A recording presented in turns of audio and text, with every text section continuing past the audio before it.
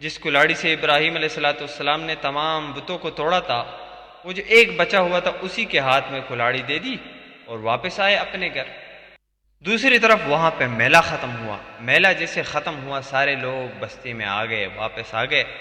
گاؤں میں کیا دیکھتے ہیں کہ لوگوں نے دیکھا کہ اپنے عبادت خانے میں آتے ہیں اور سارے کے سارے بت زمین پر پڑے ہوئے ہیں۔